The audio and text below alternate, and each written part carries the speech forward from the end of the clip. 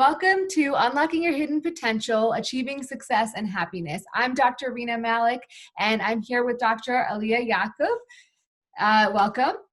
Thank you. Yeah, I'm so excited to be here. Hi to everyone at home. So, Aaliyah, you have a really interesting story. You went to medical school, then you worked for Facebook and started your own company, and now you do some angel investing, and you kind of have your feet wet in a lot of different areas. Can you tell everybody a little bit about yourself? And Yes, how you- of course. Of course, yeah. So I set out to be a doctor, just had the dream of working the 9 to 5 in a clinic and having a clinical job. And I thought that was what would fulfill me. I actually ended up doing my residency at Stanford, and Silicon Valley has this startup culture, of course, and there's a lot of innovation around happening at all times. And so I got bitten by that bug and had some curiosity while I was in training. And when I finished my residency and fellowship, I didn't immediately seek a clinical only job. I actually wanted to do a combination. And so I went towards the startup world a little bit. I dipped my feet in that and started working for a company that did clinical care, but that did it for corporate campuses. So I worked on the Apple campus, and then I worked on the Facebook campus as one of their early doctors. So I was completely clinical and for the first few years. And then I sort of moved into working on benefits for Facebook employees and getting involved in that. And I started advising healthcare startups. And just became super interested in that, started networking. And then after a few years, once my older two kids at the time were upright and walking and out of diapers, I thought, gosh, this is the time for me to actually go and do something more entrepreneurial. I've always had that curiosity. I've always really thrived on like working on things that were solving problems. And so I decided that was the time, and I went and started a company with a few guys out of Uber and Google. It's called Forward. It's a modern doctor's office powered by AI. We have a bunch of offices and clinics located throughout the US and urban centers. And it was like a crash course for me. I learned so much about business and about building a business, about operations. And once that happened, I think there was no turning back for me. So after that, I started starting more healthcare companies and becoming a strategic advisor. And I found a really strong calling to help other female founders. And so that's a really big passion of mine, is to help other women succeed in their careers and to find a way forward being entrepreneurs. That's so amazing. That takes a lot of courage to kind of step out of your comfort zone and do something like that. So what was your thought process during that? Like what made you seize the day and just go for it? It's really interesting because I get asked that a lot. And to be honest, there really at that time wasn't really a path for doctors necessarily. There wasn't like a fellowship or a training program where like you become an entrepreneur, you learn entrepreneurial skills. It was more just, I made these decisions and I decided to take calculated risks that led me down this path, and that opened up more sort of opportunities that I didn't even know existed. And so I kind of happened down that path just because I was curious and I was somewhat unafraid. I was afraid to make, big changes and take risks. It's always hard sort of leaving what you know. And especially coming from residency and training, you're sort of taught, oh my goodness, there's two options. There's private practice and then there's industry. And you're not taught that there are other options out there. And I think more and more options are being created every single day. And so just being open-minded to those, I think, is really important. And knowing sort of what you want and what sort of excites you. And for me, it was really working on products and services that were going to change people's lives and change the way that healthcare is experienced. And so I just kept chasing those sorts of opportunities, and that led me here. That's so great. So I know as physicians specifically, we are really not great at knowing our worth. How did you kind of meld that into the entrepreneurial world? Because that's kind of a very unique area where people are really good at negotiating and dragging a hard line and things like that. So how did you kind of transition into that?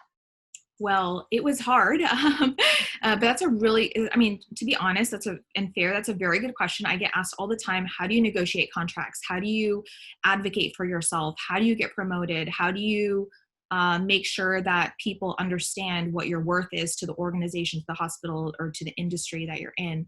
And I think there are a few key components to that. I think the first one is kind of counterintuitive, but it's having a sense of humility about yourself, which I think a lot of us already have. But then at the same time, while you're humble, you also have to be able to advocate for yourself and to voice your opinions and your thoughts very clearly, and to be held against certain metrics. So I think one place where women often find that we're sort of drowning in our careers is when we're working, achieving, and there aren't really standardized metrics that we're being sort of judged, across.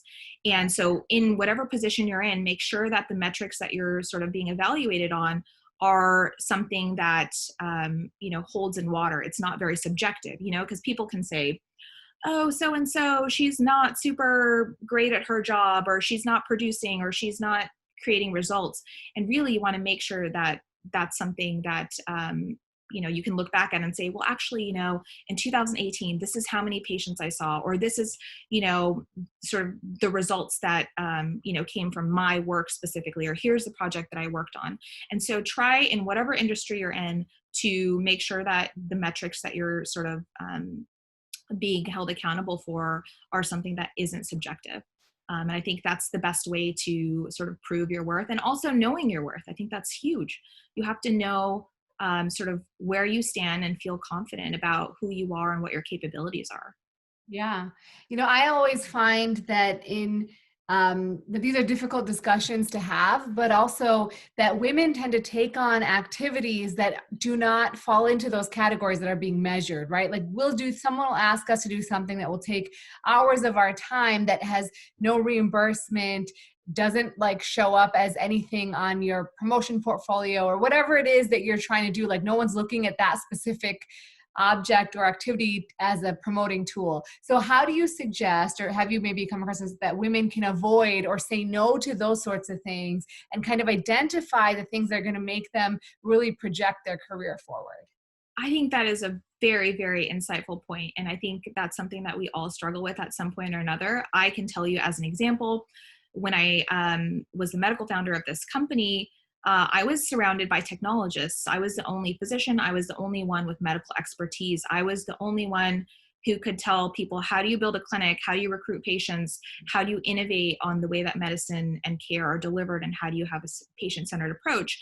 And because I happened to be the only mom on the team at the time, all these sort of tasks sort of fell on my plate. Like, oh, maybe none of us know what the best, sort of lunch situation is for the team. Like, would you would you mind help figuring that out? Or, if we're going off on an offsite, all of these sorts of little things sort of fell on my plate. And those are things that are not really part of my job, and they're not really part of work, but that people sort of felt like, oh, I'm sort of a motherly figure on the team, and so I should just do those things.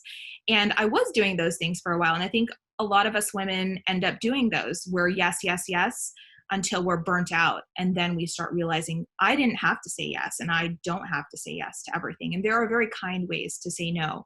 But I think setting boundaries is really a skill that I highly recommend that women develop early on in their careers, while still being, kind to the people around you. You don't have to be mean about it. You don't have to come off as entitled, well, like, oh, I'm too good for this sort of task. It's more just striking the balance of being able to say, that's a really great idea. I think we definitely should have somebody working on that. At the moment, I'm just really overcommitted with all that's, sort of on my plate of things that I should be doing to sort of, achieve at this moment. And so I can definitely help you find somebody else, and like, let's work on that together. So sort of being a team player and being available to help work on solving a problem, rather than just having something put on your plate and say, I'm going to be the one to solve that problem. Yeah, I agree. I think the one thing that I find frustrating personally as working in a male-dominated field is like we're expected to be kind of kind and gentle. And there's times where it's okay to be firm and straightforward, because that's what's, that's appropriate at that time. And so I think there's a balance there. Personally, that's what I would say, is like there's a balance of being kind when it's the right time, but also it's okay to be firm when you're, for example, in the OR or whatever. Like, you need to command the situation. So I appreciate that. I think it's really important to set boundaries. I agree with you 100%.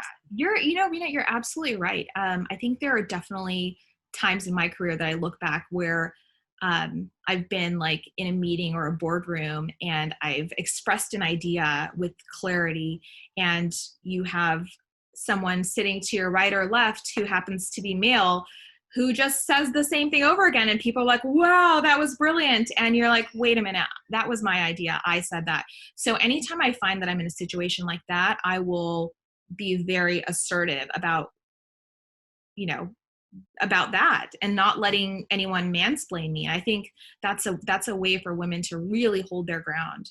Yeah, agree 100%. I mean, this happens, I think, in every place you work, every kind of work environment. You will be surrounded by men who are a little bit louder, more assertive, who will take your idea and make it their own. And if you don't step up, then they'll keep doing it. So completely agree. I wanted to ask you, pivot a little bit back to, you said you took a calculated risk. So when is a good time for somebody in their career to take a calculated risk? And what kind of things did you have to put into consideration when you took those risks, like finances, other things like that? Yeah, that's a great question. So, I mean, everyone's life setup is very different. Everyone's circumstances are very different. Some people choose to have children, others don't. Everyone's in a different financial situation as well, and family situation. And so, what my learnings are, just based on my situation, but I think they can be applied to a variety of situations. And for me, the calculus that I did in my head was, okay, I have these two little babies, and I really was, invested in breastfeeding and nursing and pumping, and I wasn't getting a lot of sleep when they were really young. And so for me, that wasn't the right time to make a huge jump and work on a startup, which really, frankly, was like an 80 to 90 hour a week job. I was working at least 6.5 days a week. I was on call 24/7 for my patients. It was brutal. It was very fun and very energizing. But I mean, the cost there in terms of time was really difficult. And so I couldn't have imagined doing that while I were pregnant, or, when my kids were really little and I was sleep deprived. And so those are sorts of the social things that you should think about, I think, as you're thinking about taking a big risk. I always tell women that a really great time to start a company, if that's what they want to do, is, before you have kids. But if you didn't, sort of get into that window, then it's totally fine to do it while you have kids. And there's always an iteration or a version of what you want to do that you can do at any time in your life. So you don't have to start a company. You can join a company. You can be a consultant. There's a lot of different ways for you to be involved in something that you really find fulfilling at different points in your life. But there are different seasons in your life that require, I think, different things. And so for me right now, in this season of my life where I have, I think, still little kids and a 6-month-old, I would really love to go and work on a new startup, but it's not the right time for me. So I'm probably going to wait a few years. But those are sorts of the social things that I think about. And then I think financially, I think what a lot of people do, at least here in Silicon Valley, is if you're in a dual income sort of household, that makes it a little bit easier for one person to take a risk. And if you're single, then it's, sort of figuring out, how can I live if I'm going to take a risk, and just, sort of understanding what your needs are. But it's very personal, and I don't think there's necessarily a right answer or a wrong answer, but it's just taking into consideration all those things. Yeah, that's great advice. Is it ever too late, would you say, to like jump into something different in your career? I don't think so. I view my own life as having many chapters. So I have all these plans for, like, the next chapter or whatnot. And I think that you look at female entrepreneurs across industries, and you find a lot of them who started businesses in their 40s, 50s, and ended up being highly successful. So it's never too late. I think if you have a passion and desire to do something, plan it out, figure it out, make sure that it sort of works, do your diligence, and then go for it. That's great.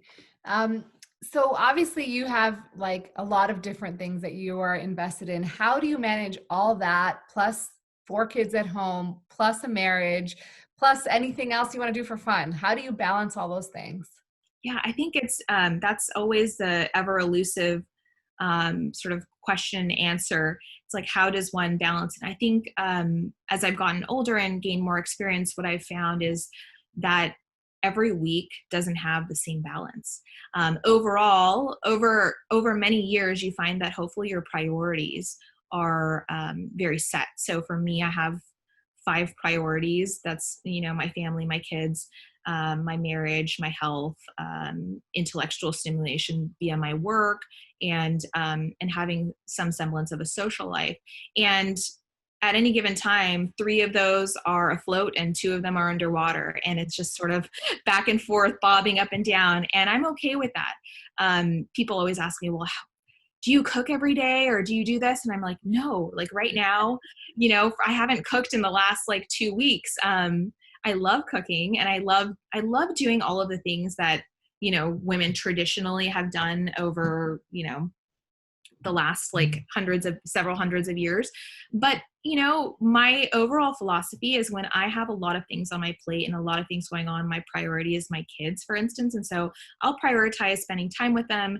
And I may, bite the bullet and get some help with, housekeeping, or I may have to order in certain nights. Or I may just be like to my husband, honey, I really need your help. And he's, willing to step in. So I think that's where having like a very supportive partner who really believes in truly being equals in the household is very, very helpful and very important for my sanity and for the sanity of everybody in this house. Yeah, I think that those are all golden pieces of information because it's the same way. I think you can have everything you want, but not all at the same time. And so for me, I actually don't cook and I don't like cooking. My husband does all the cooking. Amazing. Yeah, and that's okay. And it's funny, some of my cousins have the same situation where their husbands do all the cooking, and it just happened that way.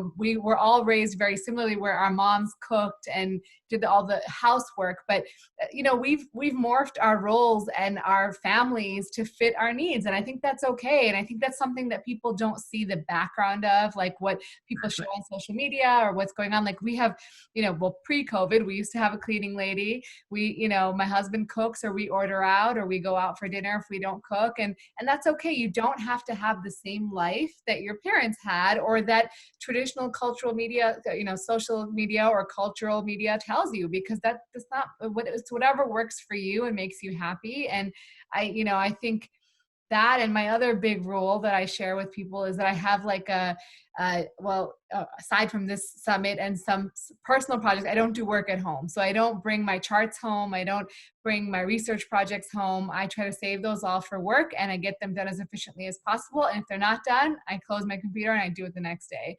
So That's amazing. That's a great rule. yeah. And so it kind of keeps my home life separated from my work life a little bit. I love that. I think that's brilliant. And I think one place where women get really stressed out is when they feel like, oh my gosh, this certain person does all this. They cook, they clean, they spend time with their kids. They're an excellent mom. They're working full time. They have a great marriage. And the truth is, you can't do all of those things and put all of that pressure on yourself. And like you said, what you don't see in the background is people have help, people order in, people maybe aren't as mindful with their kids at all times as they're perceived to be. And so just a lot less pressure on yourself is going to lead to a lot more satisfaction and calm as well. Yeah, for sure. I think the mom thing is, there's so much pressure out there to be the perfect mom and spend so much time with your kids. And actually, if you look at the data, we're spending more time with our kids than our parents' generation. And I think that that's just a product of all this cultural pressure to spend a lot of time with your kids, be on the floor playing with them. But they, like our parents' generation, they would let us play alone, and like figure it out. And there's some value in that. So I think that, take a deep breath. You're doing a great job. And all these people you think are doing so great, they have their own issues and their own imposter syndrome. And they might feel like a horrible parent or a horrible wife or whatever. And that's normal. We all feel that way at times. Nobody feels like they're amazing all the time. So I think like really, just giving yourself a break is so important.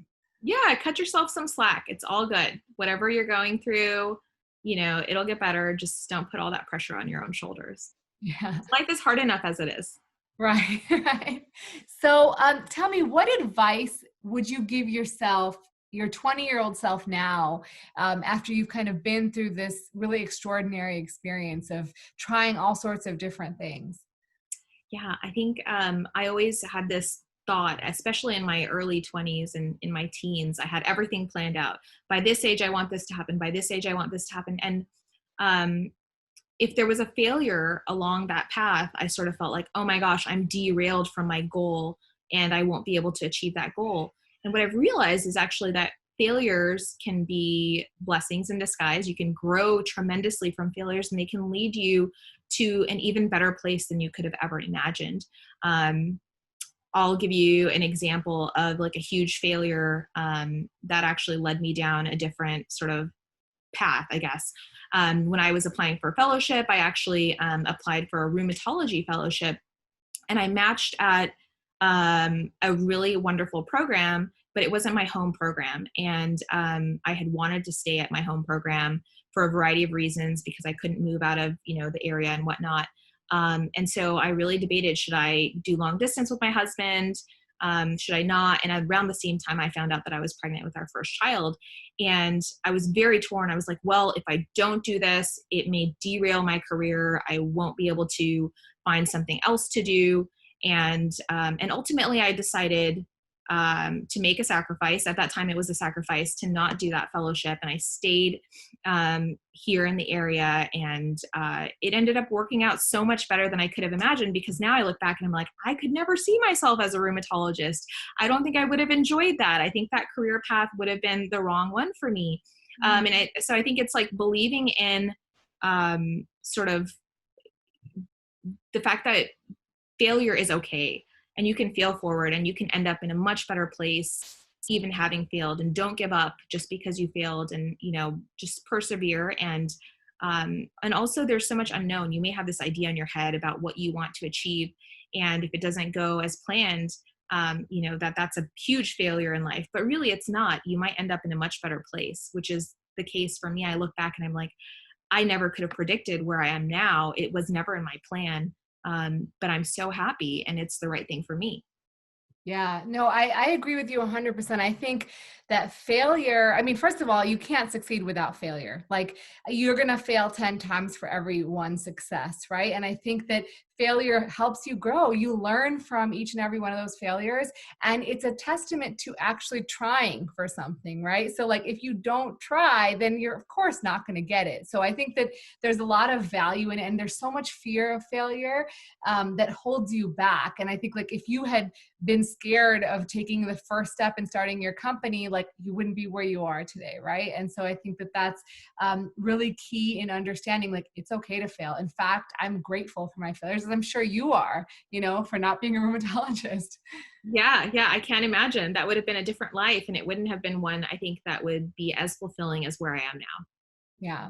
I have a business related or startup related question. So how do you decide when you're like in this space, what's a good company to invest in? Because usually these are all like pre-revenue companies. And how do you determine like what's worth your effort and time? What are things that you've learned along the way? Yeah, I think that's a great question. What I try to optimize for are two things. One is really good people.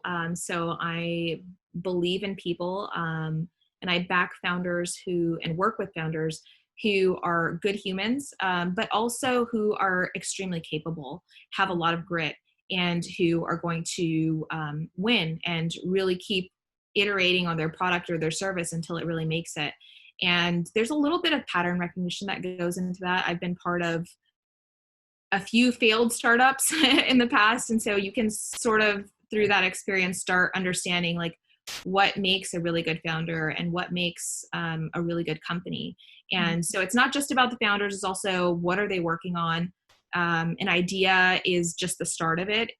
You can have a great idea, but it has to have excellent execution and the right timing in the market as well, and great strategy. So I don't just judge on the idea, but it's a combination of the people, a great idea, the way that they're executing, and the timing in the market, if it's the right time for that as well. Yeah, that's great. I think that at least, I mean, I'm not in the entrepreneurship world or the startup world, but I think we all think it's like Shark Tank, right? You get these amazing startups that you're going to pick from, and they've all made like $100,000, and you're like, oh, great. Now we're going to, grow this, scale this. But usually it's a different story. And that's really helpful to think about like how the people are, because they're the ones who are going to really persevere in making that successful. So that's really a great tip. Thank you. Yeah. And plus, who doesn't want to work with great people? I mean, I feel like I learn from them, they learn from me. It's just way more fun when you're working with really like whip smart people who are good people too. Yeah, you always want to be the dumbest person in the room, right? Yeah. So how do you kind of make everything, all the different puzzle pieces in your life fit together? Yeah. There are a lot of pieces. There's the kids, there's a marriage, there's the work, the obligations, and then to complicate things even further, we're actually building a house right now too, which I'm project managing. So there's that bit of it. And I think I'm a big believer in systems. And so I try to have a system for everything. And I believe in to-do lists and productivity tools. And so I try to schedule things in, be super efficient, and try to get as much done in terms of being productive. But I think there are certain days where I'm just not motivated. Like all of us have those days where you're just not having a good day, you're not motivated, perhaps you have a headache or something else going on, or perhaps you're bummed about what's happening in the world. That happens to me a lot too, where I'm just like, oh, one of those days where, you feel bummed about society and whatnot. And so that happens too. But I think for the most part, it's just remembering to that, there's not going to be somebody there to motivate you at all times. And you just have to have the discipline to just like show up and keep going and try to do your best at whatever sort of you're doing. And like I said, overall, I don't try to do everything in my life. I'm not like trying to be like the perfect woman who's trying to do everything, because that's not possible. I just try to do my best where it comes to my kids. And if I have a sink full of dirty dishes one night, it's not for me the end of the world. I don't like kill myself over, something like that. So I think it's giving yourself grace and understanding that the average over the course of years is going to be a great average. But on a day-to-day basis, your every day is not going to be perfect. How about yourself? What do you usually do? So I asked for lots of help, like for the home stuff, home management. I mean, I'm very organized, and that's my like tool. Like I'm very good at keeping our home organized and making sure that, everyone's where they need to be and everything's done and we don't forget appointments or whatever, that sort of stuff. So, simple productivity tools like Google Calendar that we all share, like it's super easy, but it helps us keep on track. And then I think we just each have our roles. Like we just know what, my husband does the dishes. I, clean the floor every night. Like, there's certain things that we just do routinely. And then we really get the kids involved. I'm sure you do the same. It's like, hey, we're all going to fold clothes together as a family. We're going to listen to music. It's going to be like a fun time, and we're just going to do it together. And so like it's fun. Like we play music and we do house chores together. So I think that makes it like, it's you're teaching your kids to do chores, but you're also having fun doing it. So those are kind of things to do the home stuff. And then at work, I have like a 15-minute calendar. So I put everything down in 15-minute increments, including like checking email and stuff. And I try to really follow through with that schedule so that I can, and be realistic. Like it's going to take me an hour to go through all these emails. So I'm going to put an hour down for these emails. And that way I kind of stay on track. And if I'm done with that time, like, okay, this is going to be either moved to the next day or I'm going to take a little more time, but being flexible and also kind of just scheduling that free time or, the productive time so they can be useful.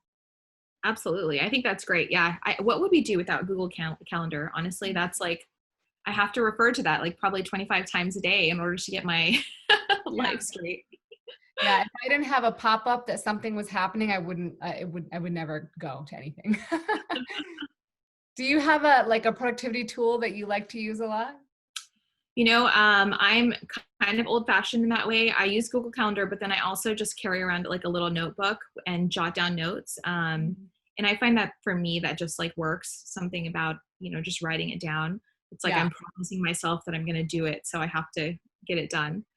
Yeah. I have And some, also being very like strategic about what you put on a task list. yeah. Some people get really caught up in like just putting everything down and not having priorities. And so I try to put, you know, priorities in there and don't want to have like a list that's like 50 items long, but rather just 3 main things every day that I really need to get done that day. And I try to think about those the night before. Yeah, I agree with you. Having a focus for the day is super important because you really can't realistically get everything done. And I have a friend who swears by the bullet journal. So she like makes the bullet journal and she says it's like time intensive in the beginning, but then it becomes really easy. And she's like, it's the best thing she's ever done. I haven't done it yet, but you know, watched some videos on it and I'm a little intimidated, but I've heard it's great. So maybe if you're considering that, it could be helpful. Yeah, yeah. I haven't heard of it either, but it sounds interesting. We'll have to check it out. Yeah. Well, it was so awesome. I really enjoyed our talk today. And can you let everybody know where they can find you? Yeah, yeah. Online on Instagram, you can find me at ClearSkinDoc. I also recently started a TikTok account where I talk more about productivity interviews and that sort of thing. So more career geared advice. That's also at ClearSkinDoc. And yeah, my email is on my Instagram page. So if you want to reach out to me that way, that's also a possibility. Awesome. Great. And you guys can find me on www.renamalikmd.com. And all my handles are Rena Malik MD, Instagram, Twitter, YouTube. But thank you guys so much for watching. And you'll see Dr. Yaqub very shortly in the live session so she can answer any of your questions from this session there. Thanks, Rena. Thank you.